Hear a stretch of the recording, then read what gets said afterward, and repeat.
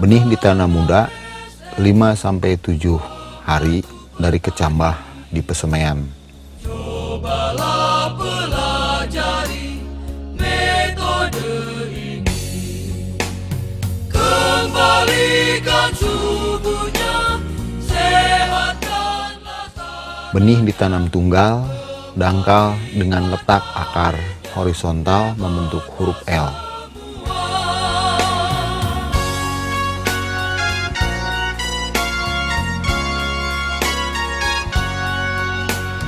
Wahai para petani, bersatulah kini, lakukan tanam padi dengan SRI. Yakinkanlah Jarak tanam lebar dianjurkan minimal 30 x 30 cm, 40 x 40 cm atau 50 x 50 cm. Garis-garis bujur sangkar dibuat dengan caplak. Caplak dibuat dari kayu atau bambu, seperti yang akan ditayangkan dalam gambar berikut.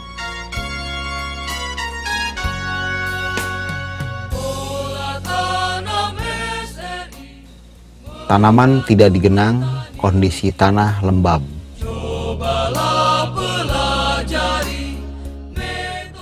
Pemberian air dalam budidaya tanam padi metode SRI ini adalah dengan cara terputus-putus atau intermittent, dengan ketinggian air di petakan sawah maksimal 2 cm dan pada periode-periode tertentu harus dikeringkan jika memungkinkan sampai pecah. Penyiangan dilakukan umur 7-10 hari setelah tanam. Penyiangan kedua, ketiga, dan keempat selang 10 hari atau disesuaikan dengan tingkat kesuburan tanah dan tumbuhnya gulma. Pemberian cairan mikroorganisme lokal atau dikenal MOL disesuaikan dengan waktu penyiangan. Jadinya membuat MOL adalah memperbanyak mikroorganisme lokal. Bahan-bahan untuk membuat MOL bermacam-macam. Indonesia Jaya.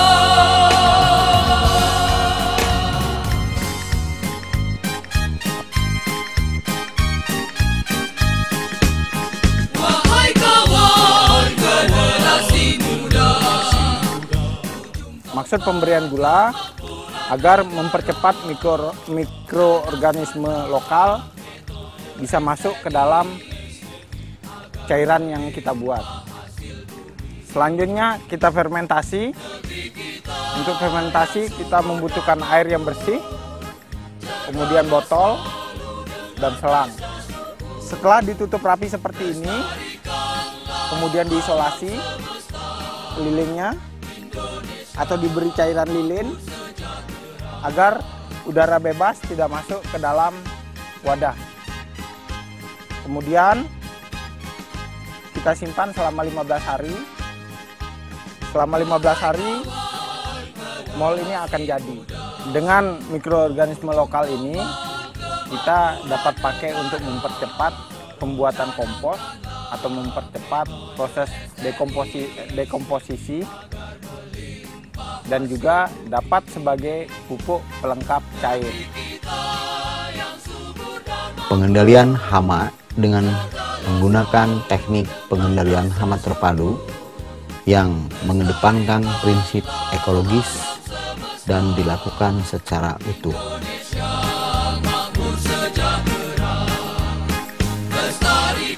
Pengendalian hama dan penyakit di lokasi Demplot SRI dikendalikan dengan konsep pengendalian hama terpadu atau PHT dengan cara mempergunakan varietas benih yang sehat dan resisten terhadap hama dan penyakit, menanam secara serentak, hama belalang, walang sangit, keong, dibuatkan alat perangkap, Wereng dikendalikan dengan penaburan abu gosok atau abu dapur. Ini daun menuri yang seperti apa yang Bapak lihat di sawah ini.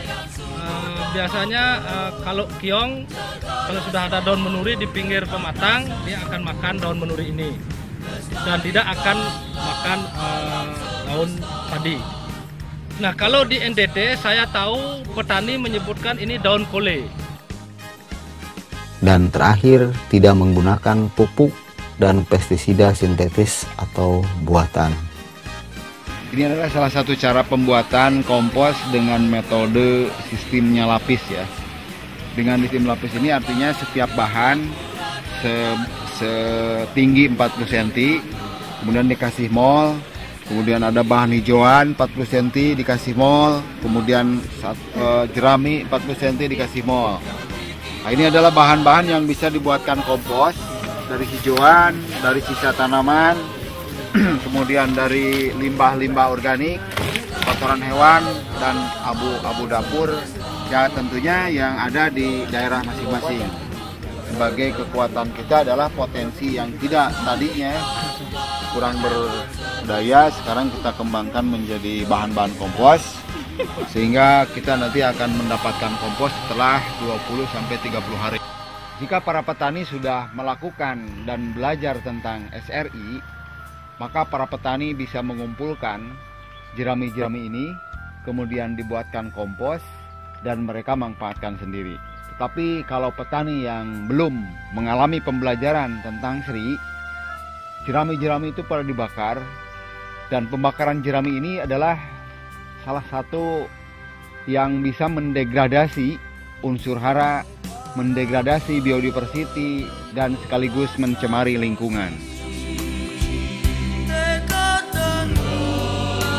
Jadi cuper ini bisa membantu, pertama membantu kelompok, dan anggota ini bisa menikmati dengan cara kesana kemari kan. Iya. Jadi tiap anggota ini bisa menikmati karena bisa berjalan cupernya. Itu selain anggota, petani yang lain juga bisa Pak, bukan anak anggota Di gitu. luar kelompok. Iya, di luar kelompok. Iya. Dari luar daerah kita juga bisa itu. Iya. Sehingga ketika tadi lebih baik mewariskan mata air ketimbang air mata, dan mungkin di sini sudah tampak energi yang kita gunakan adalah sangat efektif. Ketika masyarakat dari dulu selalu membeli, dari dulu selalu diintroduksi, tapi saat ini bagaimana mereka membuat kompos, mengembangkan mikroorganisme lokal atau mol, kemudian biopestisidanya dibuat sendiri. Sehingga di samping pekerjaan yang sangat bermanfaat juga sedikit bisa mengurangi nilai ketergantungan.